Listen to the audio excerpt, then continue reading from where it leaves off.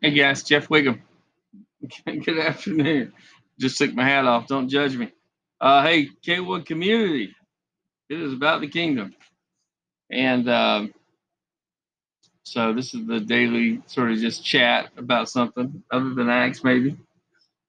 And I thought I'd just do a little verse. And this is actually an important one, Deuteronomy chapter 32. This is Deuteronomy is like the second telling. Deutero means second, whatever. Basically, it's Moses, the fifth book of the law. And this one's covering everything that he did in Leviticus and Numbers and Exodus and Genesis.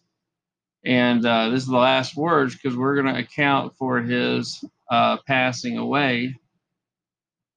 Um, so, anyway, um,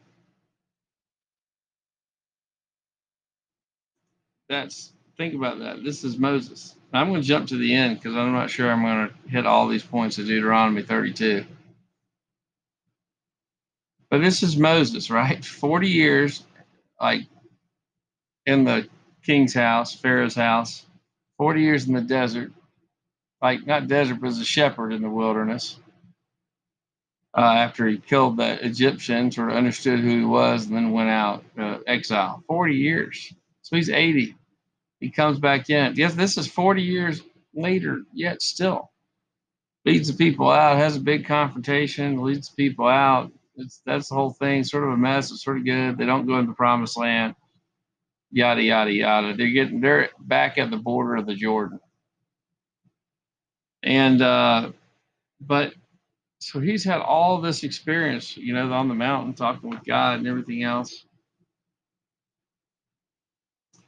So Moses finished his speech to the people, and it's the Song of Moses, and it's really big at the end. This is a significant deal. Remember, Moses is fixing to die, and it says he dies. But later in the book of Jude, it talks about the angels sort of fought over his body. They contested over the body of Moses. So, there's discussion about not knowing where his grave was, et cetera, et cetera. So anyway, interesting figure. Also, Mount of Transfiguration to keep in mind. So there's some contention over his death, Moses' death at Mount Transfiguration, 1,500 years later or whatever it is. It's Moses and Elijah that show up and talk with Jesus in these, you know, different bodies. So there's a lot more to the story with Moses, and which is good to see. But realistically, let me just jump in at the end. 48. And the Lord spake unto Moses that self same day, saying, Get thee up into the mountains of Abraham, unto Mount Nebo, which is in the land of Moab. This is over against Jericho. And behold the land of Canaan. So go up this mountain right near Jericho, because that's the first city that's fixing to fall before the Israelites when they cross. Go up on this mountain so you can look over and you can behold the land of Canaan. Now, Canaan was the son of Ham. So these are the people that are the Canaanites. They're the descendants of that. So these aren't like some weird name. No, these are just people of that son of Ham, like Abraham, and these guys came through, and Moses came through Shem, one of the three brothers, sons of Noah. So, but go look at this land that I'm fixing to give you, is what he's saying, where the Canaanites are, which I give unto the children of Israel for a possession. 50. And die in the mount whither thou goest up. So on Mount Nebo. He said, and die there. And be gathered unto thy people as Aaron thy brother died in Mount Hor and was gathered unto his people. So this is the end, and God's telling him, go look at it and go ahead and die. You don't hear that very often. Verse 51.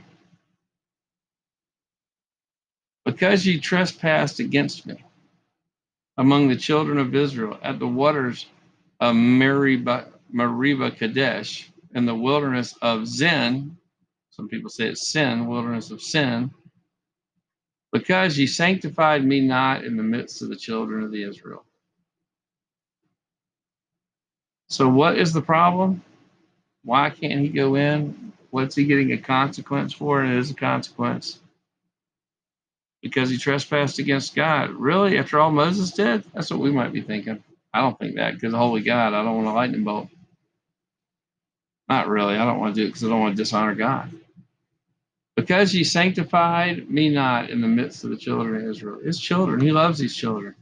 And he has Moses, and he's face to face with Moses, and he's special with Moses. And then and they said, you didn't sanctify me in front of these children. That's a big deal to God. His children is a big deal. He's willing to give his life up for his children later. 52, yet thou shalt see the land before thee, but thou shalt not go thither. I want to conclude it with that, guys. So God bless you guys. Let's think about that.